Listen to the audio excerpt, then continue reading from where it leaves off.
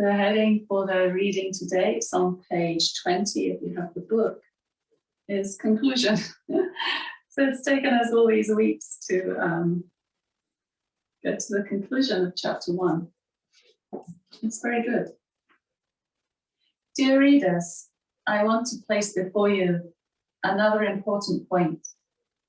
I have not such words as difficult, impossible, and weakness in my dictionary. Those who are attempting to develop their will force should remove these words from their dictionary also. These, it's quite harsh sometimes, isn't it? These are the expressions of a weakling. These are, I won't read that bit. Become a lion, become a spiritual hero, become a champion. By mere willing or chanting of Om, mountains can be moved, can be crushed to powder. By mere willing, mountains should move. By mere willing, oceans should recede. By mere willing, all the waves of the ocean should subside. Lord Jesus did this, and you also can do. Whatever one has achieved can also be attained by all, if only they will it. But we know already, it's not the kind of will we know that Swami Shivananda is talking about. He's talking about developing that real will that comes from that essential part of us and that is aligned with the divine will. Even so, like in the meditation last night and in the meditation some of you have been doing for Ukraine, we've read the notes on the references to scientific studies that were done during the war in Lebanon, and the effects on the fighting of mass collective meditation directed with intent. That's also like garnering in, if you think about it, when we're in meditation, we're gathering in all the dissipated rays of the mind to a single point, right? That's the meditation really. And so also we can use that constructively, and hopefully it will counter destructive forces. Whatever one has achieved can be attained by all, if only they will. This is the ground law of nature. Mother Prakriti, so Prakriti, that primordial force behind creation. So that's the creative potentiality is Prakriti, feminine because it's creative. So it's Mother Prakriti, is unbiased. She looks up at all her children with equal vision. So speak with dignity and force, talk with emphasis in a noble manner, and therefore never entertain in your mind negative terms. Understand the glory, splendor, and power of the self. So this is actually beautiful. Swami Shivananda in the next paragraph is not appealing to our ego. He's appealing to us to please remember who we are truly. It's only in our forgetfulness that everything that we see around the world is taking place because we've forgotten who we really are. Once we come home to rest in that completion, in that essential nature in which we recognize that we are born from the source of everything, and so are the ones in front of us born from that one source. When we know that not as a nice theory, but when we really experience it, then we know all that's coming in the next reading to be true, and how much we belittle ourselves in our forgetfulness. Understand the glory, splendor, and power of the self. Understand the magnanimity and immortal nature of that hidden, interpenetrating, indwelling essence. Know that this self, with a capital S, is the storehouse for all knowledge, bliss, power, beauty, peace, and joy. Feel the sun, the moon, and the stars and fire do their respective functions at your command. Feel that the air moves, rain showers, fire burns, rivers flow, sun shine, and stars glitter. So again, this is not from some kind of megalomaniac perspective that we can command even the cosmos. It's knowing that if we are part of and aligned with that supreme consciousness, then it is through our essence, because it is part of everything. It is through our Atman, which is not separate from the greater Atman, the Brahman, that all this moves. Feel that the air moves, rain showers, fires burn, rivers flow, sun shines, the stars glitter. Indra is the god of the gods, Agni, the fire deity, and Yama, the lord of death, do their respective functions at your bidding. Thou art the glory of glories, sun of suns, light of lights, holy of holies, and divinity of divinities, devata of devatas, so divine spirit of divine spirits, emperor of emperors, god of gods. Thou art truth with a capital T. So in our essence, we are truth. Thou art Brahman. There you go, that supreme universal consciousness. Thou art the imperishable, undecaying, undying Atman, self, indwelling self, that pervades this whole universe. Assert your divine majesty. Recognize the Brahmic glory. Realize your freedom and Satchidananda nature. So the nature of the Atman is Sat, Chit, Ananda. So Sat is truth, Chit is knowledge, and Ananda is bliss, all with capitals. So it's like the ultimate truth, the ultimate knowledge, and the ultimate bliss.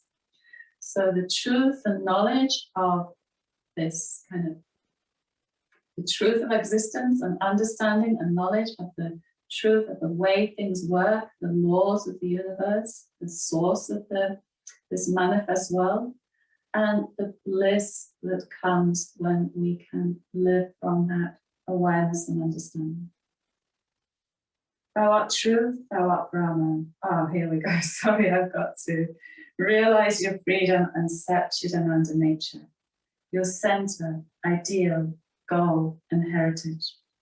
Rest in that ocean of light, knowledge, prema is love, peace, joy, and bliss. Recognize the significance of the great sentence, Tat Tvam Asi. It's Sanskrit, Tat Tvam Asi. And it's translated as thou art that. I want to spend a little more time, if you don't mind, today, because I feel that this conclusion, and I'll try to get it to you if you don't have the book, just summarizes this whole path we're on in yoga. You know, if we really want to enter into it deeply, this is where we're going. If we want to see change in the world, this is the way it has to work. It has to come from within. We cannot fight for peaceful world. We can create this vibration within us. This is in our hands. So Tattvamasi is one of, from the Upanishads, it's one of the four, what we call Maha Vakyas. Maha is great and Vakya is statement. Like Vak is speech. Vak prana is the prana of your speech. And I just drew these Mahavakyas up because my memory gets a little rusty. And it's really beautiful because they come in as an order, and that order has an intelligence. It's always like this in the teachings. There's a reason for the order in which the teachings are given. So the first Mahavakya, maybe I won't just speak the Sanskrit now, I'll write it to you. The first Mahavakya is consciousness is Brahman. So this is a sentence that explains the nature of the self, the nature of the individual self and the universal self. Consciousness is Brahman, okay? Consciousness is the self. And then I am Brahman is the next statement. So this is the invitation for the aspirant, for the practitioner to fix their mind on this in all sadhanas, in all our practices. It's for this realization, for this awakening. I am Brahman. I am part of this supreme consciousness. And then that affirmation, that is reaffirmed by the teacher in the third statement, which is like the highest. Tat tvam asi. That thou art. That with a capital T. You are that Brahman. That thou art. Okay. And then the final one is kind of arises from that awakening, the glimpse we get of the truth of these statements as practitioners, as aspirants. The fourth one then is the self is Brahman, and realizing the self is Brahman. The self is one with this whole universal consciousness, supreme intelligence, that same intelligence that moves everything in this universe. That intelligence that knows how to make an apple seed grow into a beautiful tree. The embryo in the womb become a baby ready to be born and to blossom into a fully matured adult body. It's the same laws, isn't it? So this really is the invitation, same for our consciousness. And when we move away from those laws, we feel something missing. When we move away from that awakening, we've moved away from the nature of ourselves, we will feel not at home in ourselves. And we look outside all the time, right, to fulfill it. And we hold on to the perishable. The self is the imperishable. This is the teaching. And so when we awaken to that, it's like the outer striving and struggling will start to dissolve. Not that we won't meet challenges on the path, it's the nature of life. But this is the invitation of the teachers, like the high teachers, to turn our sadhana, the intention of our practices, the intention of showing up on the mat this way, for this realization. And Swami Vishnu-Devananda, my teacher's teacher, and one of Swami Shivananda's closest disciples, this was his whole thing. If you want outer peace, it has to begin here. It has to begin with inner peace. It has to begin with that homecoming, that anchoring in our essential, unchanging nature. It's beautiful, isn't it? And though our world looks hopeless, we can take hope that the thing that doesn't get reported in the news is that there are millions of people on this planet now taking this search like never before.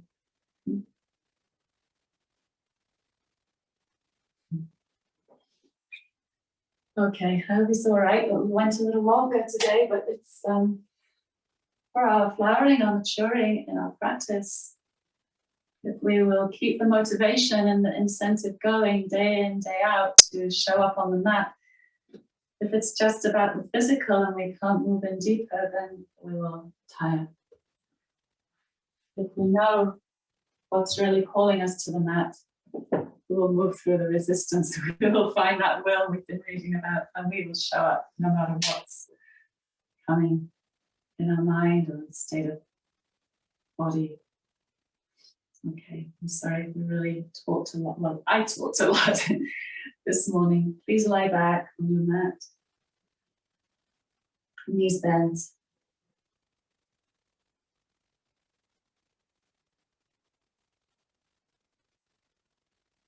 Feet flat.